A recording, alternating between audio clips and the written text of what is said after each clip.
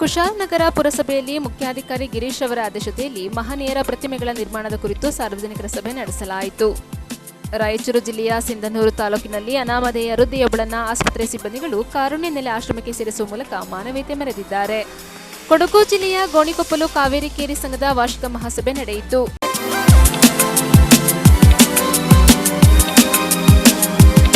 Lil treasures pre school ಇಂದಿನ ಪೋಷಣೆ ನಾಳೆಯ ನಿರ್ಮಾಣ.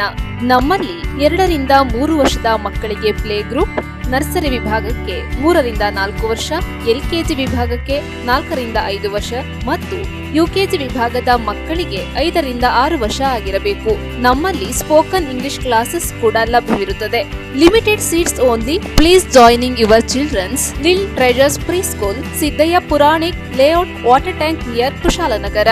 ಹೆಚ್ಚಿನ ಮಾಹಿತಿಗಾಗಿ ಸಂಪರ್ಕಿಸಿ 9535480650. ಕುಶಾಲನಗರ ಪುರಸಭೆಯ ಮುಖ್ಯ ಅಧಿಕಾರಿ ಗಿರೀಶ್ ಅವರ ಅಧ್ಯಕ್ಷತೆಯಲ್ಲಿ ಮಹನೀಯರ ಪ್ರತಿಭೆಗಳ ನಿರ್ಮಾಣದ ಕುರಿತು ಸಾರ್ವಜನಿಕರ ಸಭೆ ನಡೆಯಿತು.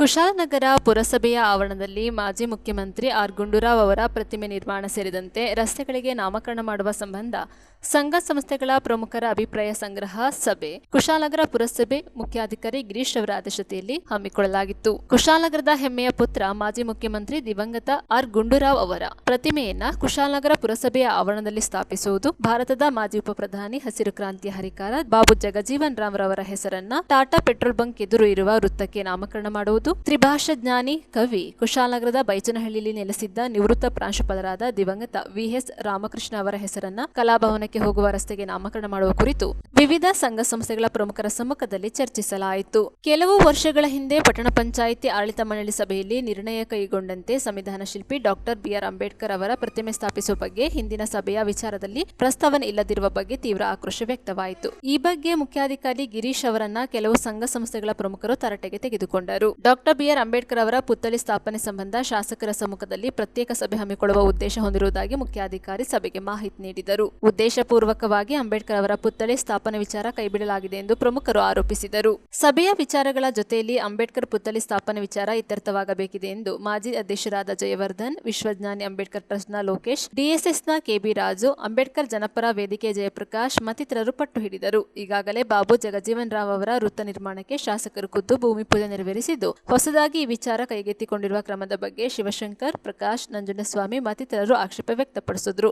ಈ ಹಿನ್ನೆಲೆಯಲ್ಲಿ ಕುಶಾಲನಗರ ಐಬಿ ರಸ್ತೆ ಬಳಿ ಡಾಕ್ಟರ್ ಬಿಆರ್ ಅಂಬೇಡ್ಕರ್ ಪ್ರತಿಮೆ ನಿರ್ಮಾಣ ಬಗ್ಗೆ ನಿರ್ಣಯ ಕೈಗೊಳ್ಳಲಾಯಿತು. ಪುರಸಭೆಯ ಆವರಣದಲ್ಲಿ ಮುಖ್ಯಮಂತ್ರಿ ಆರ್ ಗುಂಡೂರಾವ್ ಪ್ರತಿಮೆ ನಿರ್ಮಿಸುವುದು, ಮೈಸೂರು ರಸ್ತೆಯ ವ್ಯಾಪ್ತಿಯಲ್ಲಿ ಮಾಜಿ ಉಪ ಪ್ರಧಾನಿ ಬಾಬು ಜಗಜೀವನ್ ರಾವ್ ಅವರ ವೃತ್ತ ನಿರ್ಮಾಣ ಹಾಗೂ ಕಲಾಭವನ ತೆರಳುವ ರಸ್ತೆಗೆ ತ್ರಿಭಾಷಾ ಕವಿ, ನಿವೃತ್ತ ಪ್ರಾಂಶುಪಾಲ ವಿಎಸ್ ರಾಮಕೃಷ್ಣ ಅವರ ಹೆಸರನ್ನ ನಾಮಕರಣ ಮಾಡುವ ವಿಷಯ ಬಗ್ಗೆ ಚರ್ಚೆ ನಡೆದು ಸಲಹೆ ಸೂಚನೆಗಳನ್ನು ಪಡೆಯಲಾಯಿತು. ಇದೇ ಸಂದರ್ಭ ಸಭೆಯಲ್ಲಿ ತಾಲೂಕು ಗ್ಯಾರಂಟಿ ಯೋಜನೆಗಳ ಅನುಷ್ಠಾನ ಸಮಿತಿ ಅಧ್ಯಕ್ಷ ವಿಪಿ ಶಶಿಧರ್, ವಕೀಲರ ಸಂಘದ ಅಧ್ಯಕ್ಷ ಆರ್.ಕೆ. ನಾಗೇಂದ್ರ ಬಾಬು ಸೇರಿದಂತೆ ಪುರಸಭೆ ಅಧಿಕಾರಿಗಳು, ಮಾಜಿ ಜನಪ್ರತಿನಿಧಿಗಳು, ವಿವಿಧ ಸಂಘ ಸಂಸ್ಥೆಗಳ ಪ್ರಮುಖರು ಇದ್ದರು.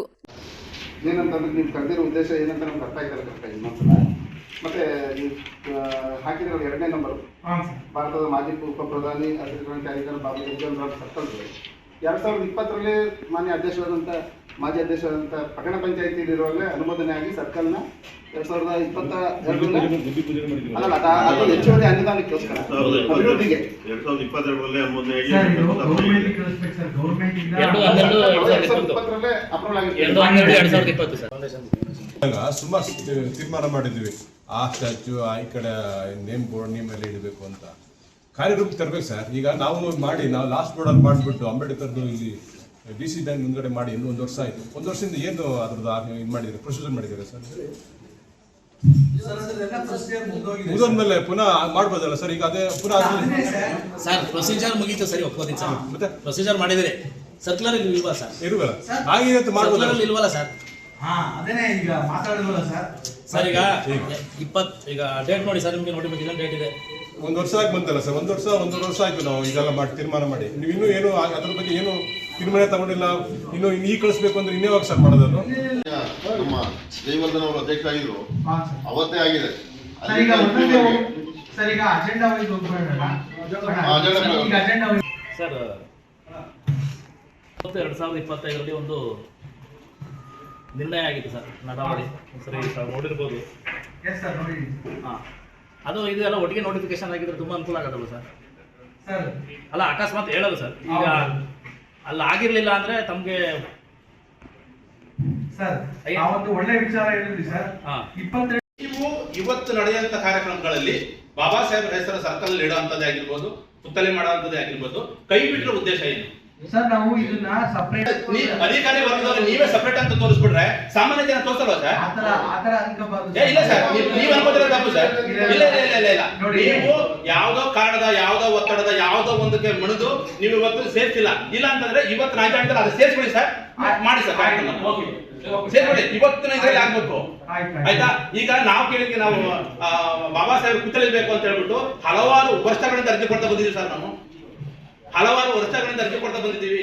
ನೀವು ಇವತ್ತಿನವರೆಗೂ ನಿಮ್ಮ ಪುರಸಭೆಯಿಂದ ಪಟ್ಟಣ ಪಂಚಾಯತ್ ಒಂದೇ ಒಂದು ವಿಚಾರ ನೀವು ಗಣನೆ ತಗೊಂಡಿಲ್ಲ. ನೀವು ಯಾಕೆ ತಗೊಂಡಿಲ್ಲ ಸರ್? ಬಾಬಾ ಸಾಹೇಬ್ ಅಂಬೇಡ್ಕರ್ ಅವರನ್ನೇ ತಗೊಳ್ಳಿಲ್ಲ ಅಂತಂದ್ರೆ ಇನ್ಯಾವ ತಗೋತೀರಾ ನೀವು? ಆಯ್ತು ಸರ್, ನೀವು ಹೇಳಿದ್ರಲ್ಲ ಸರ್, ನಾವು ಮಾಡಿಲ್ಲ ಅಂತ ಕರೆಸಿ ಪನಿಷ್ಮೆಂಟ್ ಮಾಡಿ ಸರ್. ಸರ್ ಇಲ್ಲ, ಉದ್ದೇಶಪೂರ್ವಕ ಸಾಧನೆ ಮಾಡಿದ್ರೆ ಇಲ್ಲ ಖಂಡಿತ ನೀವು ಇಲ್ಲ ಸರ್, ನಾವ್ ಹೇಳ್ತೇವೆ, ನೀವ್ ಹೇಳಿದ್ರೆ ನಾವೆಲ್ಲ ರೆಡಿ ಇಲ್ಲ. ಉದ್ದೇಶಪೂರ್ವಕವಾಗಿ ಮಾಡಿದ್ರಿ ಸರ್ ನೀವು. ಇಲ್ಲ ಬ್ರದರ್, ನಾನು ಸ್ವಾಗತವನ್ನ ಕೊಡ್ತಾ, ಇವತ್ತು ನಾವು ಕುಶಾಲನಗರ ಪುರಸಭಾ ವ್ಯಾಪ್ತಿಯಲ್ಲಿ ಬಹಳ ಜಿಲ್ಲೆಗಳ ಇಂದಿನ ನಮ್ಮ ಆಡಳಿತ ಮಂಡಳಿ ಗೌರವಾನ್ವಿತ ಎಲ್ಲ ಸದಸ್ಯರು, ಸ್ಥಾಯಿ ಸಮಿತಿ ಅಧ್ಯಕ್ಷರು, ಉಪಾಧ್ಯಕ್ಷರುಗಳು, ಮಾಜಿ ಅಧ್ಯಕ್ಷರು, ಎಲ್ಲ ನಾಮಿನಿ ಸದಸ್ಯರು ಮತ್ತೆ ಎಲ್ಲ ನಮ್ಮ ಕುಶಾಲನಗರ ಪುರಸಭೆಯ ಸಾರ್ವಜನಿಕರ ಪರವಾಗಿ ಕೆಲವು ಒಂದು 2-3 ರೆಸಲ್ಯೂಷನ್ಗಳನ್ನು, 4 ರೆಸಲ್ಯೂಷನ್ ಮಾಡಿದ್ದಾರೆ. ಈ ಒಂದು ರೆಸಲ್ಯೂಷನ್ ವಿಚಾರವಾಗಿ ನಾವು ಪೊಲೀಸ್ ಇಲಾಖೆ ಕೂಡ ನಾವು ಪತ್ರ ಬಂದಿದ್ವಿ. ಪೊಲೀಸ್ ಇಲಾಖೆಯವರು ಕೂಡ ನಮಗೆ ಇದನ್ನೇನ್ ಮಾಡ್ಬೇಕಂತ ಹೇಳಿ ನಮಗೆ ಒಪ್ಪಿಗೆ ತಿಳಿಸಿದ್ದಾರೆ. ಮತ್ತೆ ನಾವು ಜಿಲ್ಲಾಧಿಕಾರಿಗಳ ಕಚೇರಿ ಮತ್ತೆ ತಾಲೂಕು ಕಚೇರಿಯಲ್ಲೂ ಕೂಡ ನಾವು ಸಾರ್ವಜನಿಕ ಪ್ರಕಟಣೆಯನ್ನು ಹೊರಡಿಸಿದ್ದೀವಿ. ಈ ಪ್ರಕಟಣೆಯಲ್ಲಿ ಕೂಡ ಯಾರು ಕೂಡ ಅಬ್ಜೆಕ್ಷನ್ಸ್ ಬಂದಿಲ್ಲ, ಯಾವ ಅಬ್ಜೆಕ್ಷನ್ಸ್ ನಮಗೆ ಬಂದಿಲ್ಲ. ಮತ್ತೆ ಪ್ರಕಟಣೆಯನ್ನು ಕೂಡ ಹೊರಡಿಸಿದ್ದೀವಿ, ಅಲ್ಲೂ ಕೂಡ ಯಾವುದೇ ಅಬ್ಜೆಕ್ಷನ್ಸ್ ಬಂದಿಲ್ಲ. ನಾವು ಅಂತಿಮವಾಗಿ ಡಿವೈಎಸ್ಪಿ ಸಾಹೇಬರಿಗೆ ನಮ್ಮ ಸುತ್ತೋಲೆ ಪ್ರಕಾರವಾಗಿ ಪೊಲೀಸ್ ಇಲಾಖೆಯಿಂದ ಯಾವುದೇ ರೀತಿಯಂತ ಗಲಭೆಗಳು ಆಗ್ದಲೇ ಇರೋದ್ರ ಬಗ್ಗೆ ಒಂದು ದೃಢೀಕರಣ ಕೇಳಿದ್ವಿ. ಅದನ್ನು ಅವ್ರೇನ್ ಕೊಟ್ಟಿದ್ದಾರೆ ಅಂದ್ರೆ, ಕುಶಾಲನಗರದ ಪುರಸಭಾ ವ್ಯಾಪ್ತಿಯಲ್ಲಿ ಬರ್ತಕ್ಕಂತಹ ಸಾರ್ವಜನಿಕರ ಒಂದು ಸಭೆಯನ್ನ ಕರೆದು ನೀವು ಮುಂದಿಗೆ ಜಿಲ್ಲಾಧಿಕಾರಿಗಳಿಗೆ ಮನವಿಯನ್ನ ಕಳಿಸ್ಕೊಂಡು ಅಂತ ಹೇಳಿ ನಮ್ಗೆ ಅವರು ಲೆಟರ್ ಕೊಟ್ಟಿದ್ದಾರೆ. ಆ ಇದ್ರ ಮೇಲೆ ನಾವು ಇವತ್ತು ತಮ್ಮೆಲ್ಲ ಗೌರವಾನ್ವಿತರನ್ನ ನಾವು ಸಭೆಗೆ ಕರೆದಿದ್ದೇವೆ. ಸರ್, ಅದಕ್ಕಿಂತ ಮೊದಲು ಪಟ್ಟಣ ಪಂಚಾಯತ್ ಸರ್ ನಾವೇನಂದ್ರೆ ಏನಿತ್ತಂದ್ರೆ ಅಲ್ಲ ಸರ್, ಡಿಸಿಸಿ ಬ್ಯಾಂಕ್ ಅಲ್ಲ, ಆಯ್ತು, ಇದನ್ನ ಈ ಸಭೆಯಲ್ಲಿ ತಗೊಳ್ಳೋಣ. ಎಲ್ಲ ಇದ್ರ ಜೊತೆ ಸೇರಿಸಿದ್ರೆ ಈ ಸಭೆಯಲ್ಲಿ ಇದನ್ನ ನಾವು ಒಪ್ಪಿಗೆ ಈಗ ಅದು ನೋಟಿಫಿಕೇಶನ್ ಆಗಿದೆ ಸರ್, ಪೇಪರ್ ನೋಟಿಫಿಕೇಶನ್. ಪೇಪರ್ ನೋಟಿನ ಅಧ್ಯಕ್ಷತೆಯಲ್ಲಿ ಮೀಟಿಂಗ್ ಕರೆದು ಅದೊಂದು ಮಾಡೋಣ ಅಂತ ನಾವಿದ್ವಿ ಸರ್. ಈಗ ಅವ್ರಿಗೆ 18ನೇ ತಾರೀಕು ಅವ್ರಿಗೆ ಒಂದು MLC ಎಲೆಕ್ಷನ್ ಇರೋದ್ರಿಂದ ಅವರು ನೆಕ್ಸ್ಟ್ ವೀಕ್ ಅದು ಡೇಟ್ ಕೊಡ್ತಾರಂತೆ. ತಾಲೂಕು ಮಟ್ಟದಲ್ಲಿ ಬರ್ತಕ್ಕಂಥ ಎಲ್ಲಾ ಇವ್ರನ್ನು ಕರೆದ್ಬಿಟ್ಟು ಒಂದು ಅದಕ್ಕೆ ನಾವು ಸಮಾಜ ಕಲ್ಯಾಣ ಇಲಾಖೆನವ್ರನ್ನ, ರೆವಿನ್ಯೂ ತಹಶೀಲ್ದಾರನ್ನ ಎಲ್ಲರನ್ನೂ ಕರೆದು ಒಂದು ಮೀಟಿಂಗ್ ಮಾಡ್ಬಿಟ್ಟು ಅದನ್ನ ಮಾಡೋಣ ಅಂತಿದ್ವಿ. ನಾವು ಕರಿಬೇಕಂತಿದ್ವಿ. ಅದು ಸಾಹೇಬರಿಗೆ MLC ಎಲೆಕ್ಷನ್ ಇರೋದ್ರಿಂದ. ನ್ಯೂಸ್ ಸಂಗಮಕ್ಕಾಗಿ ಡಾಕ್ಟರ್ ಎಚ್. ಮೃಗುಕೋಟಿ, ಕುಶಾಲನಗರ.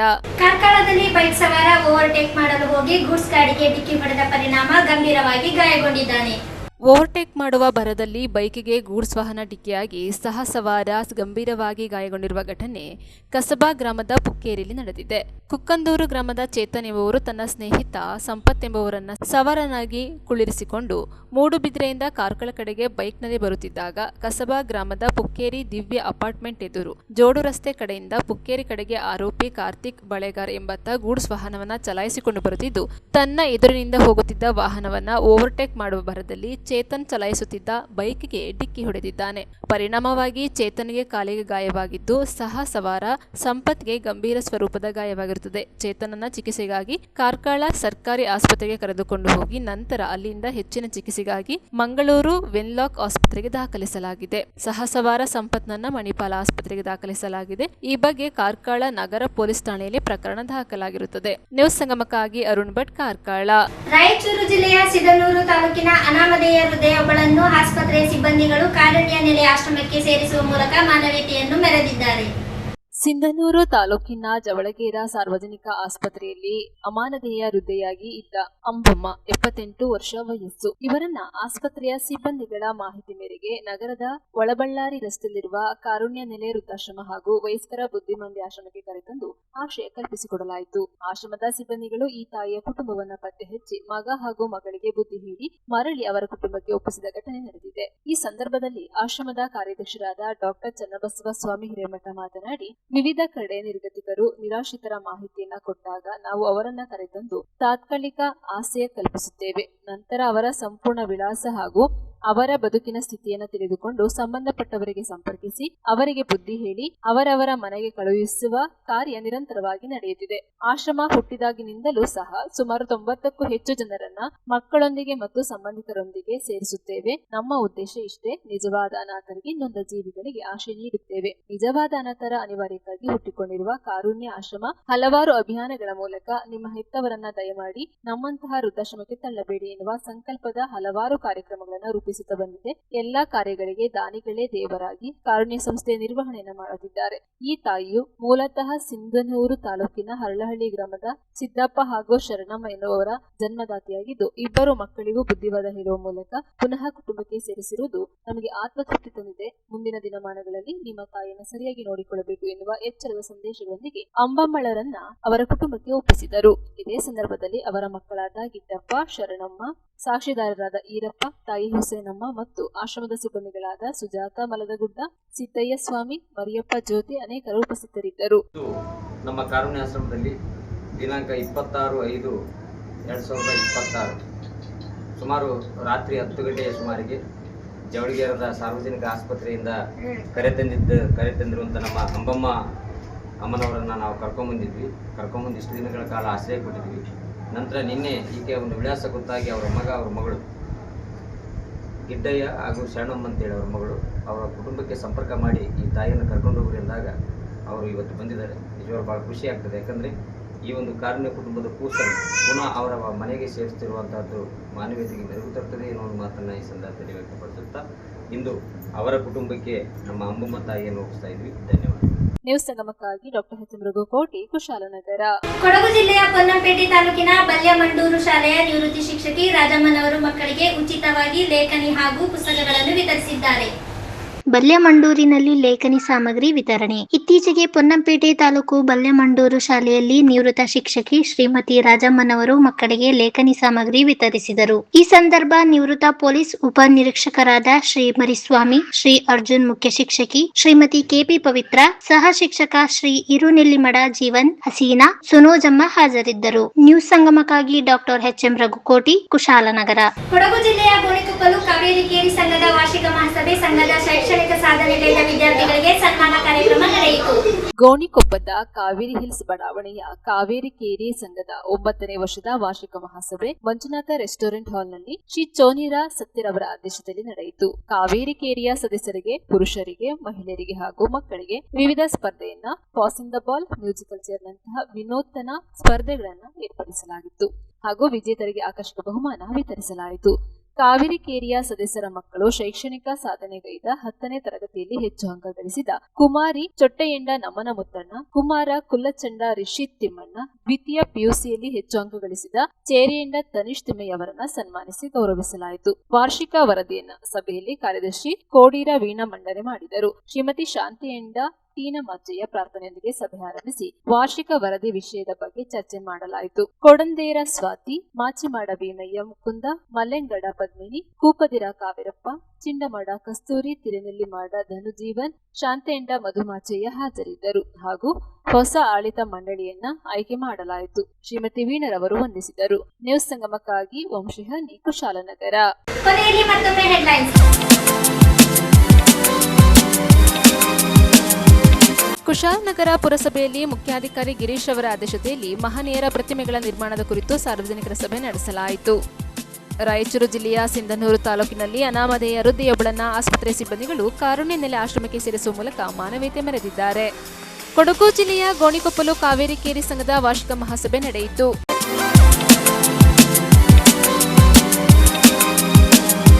ಇಲ್ಲಿಗೆ ನ್ಯೂಸ್ ಮುಕ್ತಾಯವಾಯಿತು. ಸುದ್ದಿ ಸುದ್ದಿ ಮಾಹಿತಿ ಮನರಂಜನೆಗಾಗಿ ನೋಡ್ತಾ ಇರಿ ಸಂಗಮ ಟಿವಿ. ವಂದನೆಗಳೊಂದಿಗೆ ಲಕ್ಷ್ಮೀ ಸಂತೋಷ್ ಗೋಪಳಿ.